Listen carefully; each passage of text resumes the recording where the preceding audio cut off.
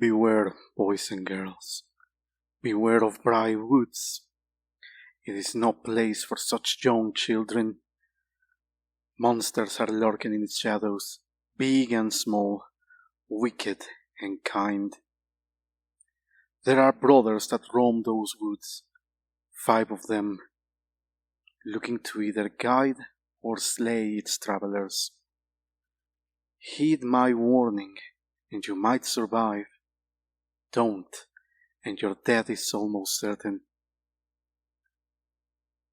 At the threshold stands the oldest, the harvester, the wisest and meekest of the brothers, who towers over all manner of man or beast, yet is more gentle than the morning dew. Perhaps you know of the harvester, who reaches the woods at dusk, who tills the fields as we sleep, and returns before the break of dawn. Yes, the harvester has brought good fortune to our land, but do not be deceived, children, for he offers no protection. He dares not cross his brothers, as not his brothers him, a blood bond that must never be broken between them. All he offers is his wisdom and guidance, for that is all he can give before you part ways.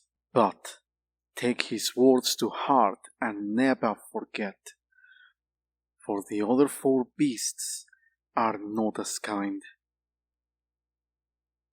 Beware your surroundings, little ones, for the fiercest brother pursues you, the stalker, lurking in the trees and shrubs, hunting the prey that roams its woods. Yes, beware the stalker, for he shows no mercy.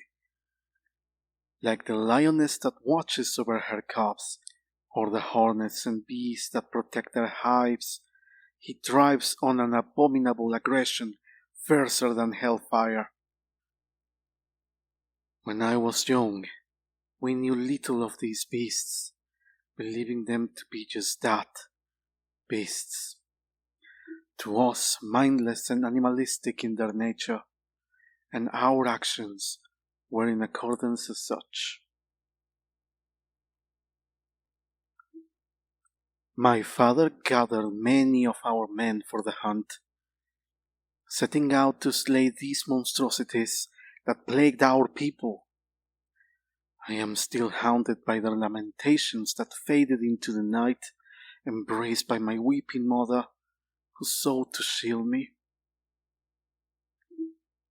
By morning, our eyes were laid on the wake of the hunt, the men's skins mended together into a gruesome banner, stretched out along the trees in the rising sun, displayed to all our people, their killer's title inscribed across the flesh of my father and his men.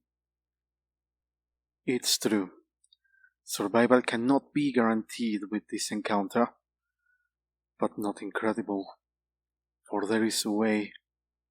You must run, children, run fast and far, run and keep your sight forward, for behind is certain death. This beast is bloodthirsty and nearly relentless. His pursuit will only end with one of 2 means. The first, his hunt proves bountiful. The second, his prey comes upon its other kin, the third beast. Yes, bloodthirsty, but not the least bit foolish. For once you are in the company of his younger brother, you are no longer his prey, but the guest of the sculpture, the most vain of the 5 brutish siblings. Unlike his brother before him, the stalker, the sculptor is more cordial in the presence of strangers. He even strikes many as a kind-hearted creature, appearing elegant and humble in nature. But you are not beyond the realm of danger, children. Although the sculptor seems pure of heart, he is truly self-obsessed and easily offended. From each guest, he demands nothing less than absolute glorification. Once you're in his presence, there are no early departures. You are his guest until he grows weary of your company, all the while amusing him with melodies of flattering words and praises, be there his appearance, or his talents, or even his artistic gifts. As his name implies, the sculptor's most distinguishable trait is his sculpting, spending many countless hours molding, carving, and chiseling away. And what of his materials, you ask, dear children?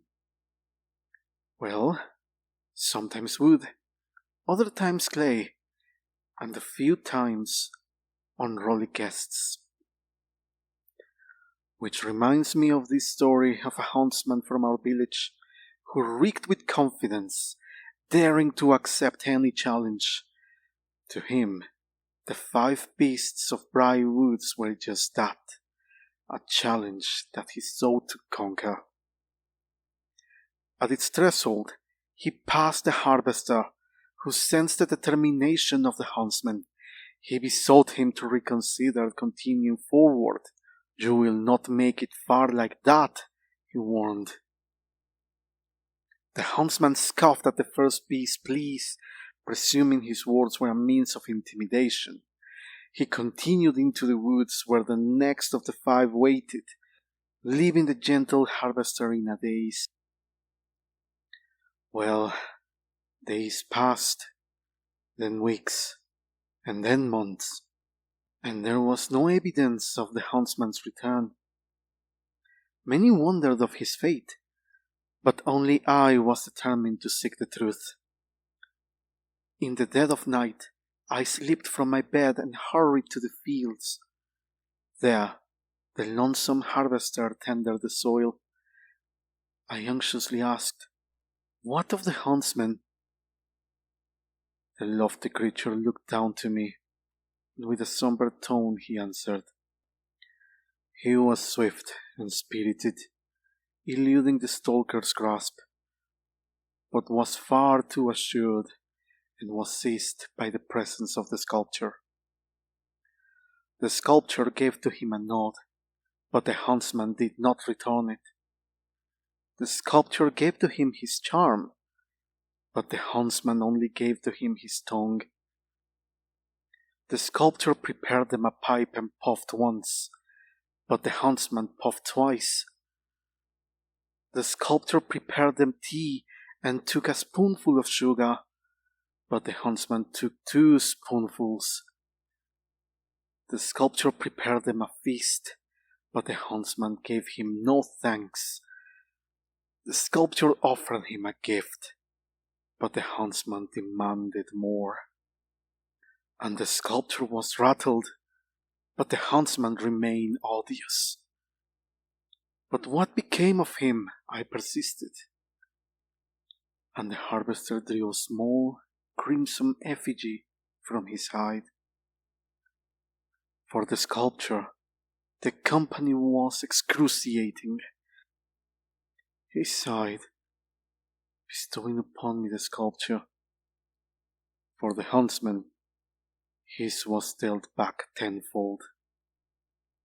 And with that, we spoke no more of the matter.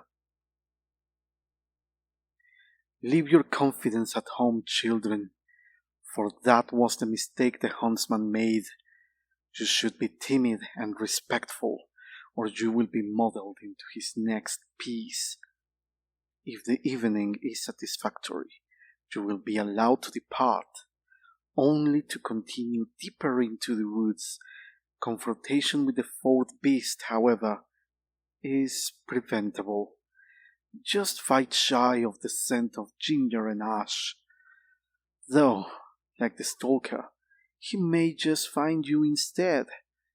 The brewer, the most debauched of the 5, a stumbling, bumbling drunken brute, seeking to indulge himself with a lavish feast. He offers to all travelers of the woods his brew, A deceptive concoction contrived to tempt any mortal, enticing them with a heavenly scent that is nearly irresistible. But you must resist, boys and girls. Do not partake of the drink. You cannot let it woo you. With only a droplet of the repugnant ale, you will fall into an eternal rest. And when you are exposed and defenseless, the brewer lets his true intentions be known. He devours his unsuspecting prey, slow and agonizingly, bit by bit. Your will must be far greater to overcome this enticement. It is the only thing that separates you from life and death.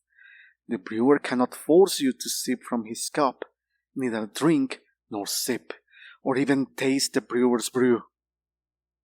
Try as he might, you must not succumb. Brace yourselves and persist, for you must regain your bearings for what waits ahead. The fifth and final son of Briarwoods, the Spoiled. With laughter like sobs, and sobs like laughter, he skitters along the forest floor like vile vermin, driven by a tormentful desire for what others possess. He will do anything imaginable to acquire them. The brat of Briarwood stalks its wanderers, knowing what is most precious to them at that moment. He will give you only one chance to decide, with only two options to choose from. You can surrender what he demands willingly, and he'll leave you to escape the woods, or you can choose to refuse, and he will relieve you of it in death. You do not see many strangers to our village, and that is so to the Spoiled. They are not as fortunate to first encounter the harvester, who offers his guidance to ensure them safe passage. No, for them they travel with uncertainty, with no understanding of what lurks in wait, and when the Spoiled makes his presence known, they attempt to resist him, and are met with a terrible fate. A young outsider succeeded in escaping to the safety of our village, having eluded the beasts that would surely have stopped her, and she recalled the chilling tale of how she survived, and how truly horrific it was to have met with the Spoiled. Her people had been wandering the land for much time, searching for a new home in times of famine, seeking what precious land waited for them on the other side. They journeyed forth into the treacherous Briarwoods. It wasn't long before they were met by the youngest brother of the woods, who knew of the many goods and valuables they brought on their travels. From each he demanded what he claimed as his, or they would travel no further. But they were far too naive to submit to him, and instead sought to kill him. The beast held his own against their men, but was soon overpowered by their great numbers. The Spoiled desperately cried out, as he would surely have perished. But then there came a fierce thunder from the woods. And ferociously from the woods came his four brethren, the brewer, the sculptor, the stalker, and the harvester. With wrathful intentions, they struck fiercely, slaughtering those that harmed their helpless baby brother. Only one escaped the onslaught, the young outsider, who hid away in the trunk of a weeping willow, watching as her people were killed, looted, and devoured. Then slipped away to our village, while the five brothers basked in their victory. But you see, children, her tale does not end there, for her arrival has brought more trouble than good. The harvester has not tilled the fields in much time, and our crop has ceased to grow, leaving us to starve. The brothers of Brightwoods are scorned, and demand from us atonement. What wrong have we done? We have stolen that which belongs to the spoiled. Tonight, children, we will atone for our sins, and we will return what we so foolishly have taken. Tonight, sweet children, say us a prayer, for tonight we must go into the woods.